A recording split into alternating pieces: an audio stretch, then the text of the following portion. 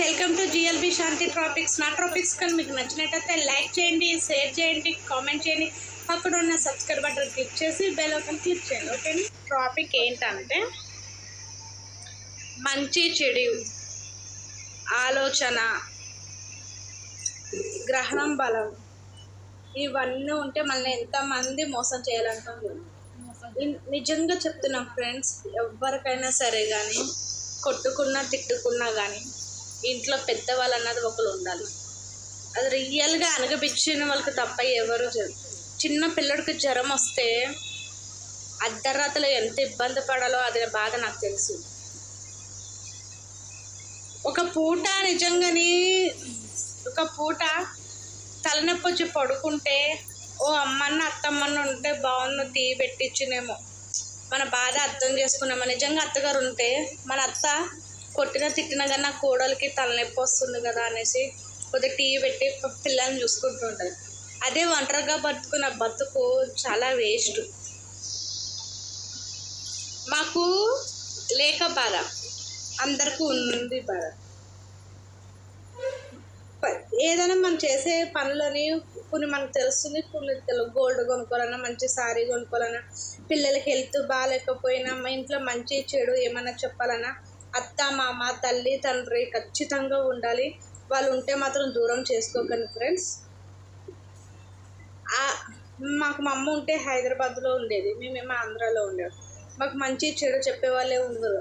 లోకేష్ మా బాబుకు జ్వరం అర్ధరాత్రులు వచ్చేది, మా ఆయన ఏమో లారీమెన్కి డ్యూటీకి వెళ్ళారు. ఎంత టార్చర్ అనుభవించేదాని అంటే నాకే తెలీదు. ఏమన్నా అవుతే పిల్లడికి నాకు తెలియని వయసు 17 ఏళ్ళకే బాబు, 16 పెళ్ళని 17లోనే బాబు పుట్టేశాడు. ఆ పిల్లడికి 17 అంటే అంత ఇదిగా ఏం తెలియదేను ఏం కాదు, కానీ చిన్నపిల్లల కోసం మనకి ఏం తెలుసు. ఎక్కడో ఉన్న మా పిన్ని కాడికి పరుగునే వెళ్ళేదాన్ని. ఫోన్లు ఉన్నాయి కాబట్టి ఫోన్ల ద్వారాగా పిలిపించుకునేదాన్ని. ఏ టైంలో పడితే ఆ టైంలో. ముందు అత్తని గౌరవించండి, మామని గౌరవించండి. మనన్న మనసులు ఎక్కడైనా ఉంటే ఖచ్చితంగా మనల్ని కలుసుకుంటారు. నా కోడలు, మా మనవడు, మా మనవరాలు, నా కూతురు, నా కొడుకు, నా కూతురు, నా అల్లుడు అనేసి దగ్గరికి వస్తారు.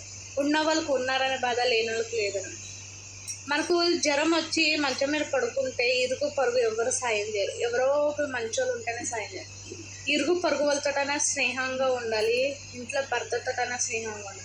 అర్థం చేసుకునే భర్త ఉంటే పర్వాలేదు, కానీ అర్థం చేసుకోలేని భర్త లేకపోతే ఆ అమ్మాయి చాలా తిప్పలు పడుతూ ఉంటారు. నిజంగా ఇంటికి ఒక పెద్ద దిక్కు ఉంటే చాలా మంచిది. జనరేషన్ పెట్టి నేను అత్త ఎంతో కానీ ఒక అత్త మామ లేకపోతే ఎంత టార్చర్ అనిపించారో నాకు తెలుసు. పిల్లడికి జ్వరం వస్తే ఏం చేయాలో తెలియదు, స్నానం ఎలా చేయించాలో తెలియదు. ఇవన్నీ నాకు అత్తే పెద్ద అవ్వాలి. ఒకరు కాకపోయినా ఒకరు సపోర్ట్ ఉండేది.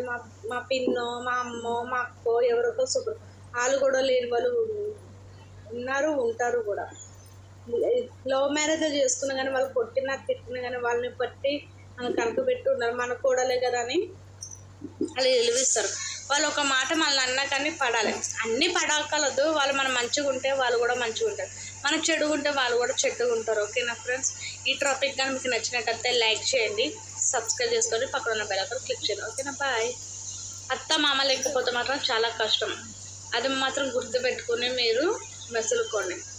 ఎవరో చెప్పుడు మాటలు విని మన కుటుంబాలు ఉమ్మడి కుటుంబం లేకపోయినా పక్కింట్లో ఉన్నా కానీ పలకరించండి. అప్పుడప్పుడు వెళ్ళి వాళ్ళతో మాట్లాడుతుంటే వాళ్ళ మనసుకి తృప్తిగా ఉంటారు, మన మనసుకి మనం ఏమన్నా ఆపదలో ఉన్నప్పుడు మన అత్త, మన మామ, మన తల్లిదండ్రులు, మన అక్క చెల్లెలు, మన స్నేహితులు, మన బంధువులు మన ఇంటికి వస్తారు. ఓకేనా ఫ్రెండ్స్, బాయ్.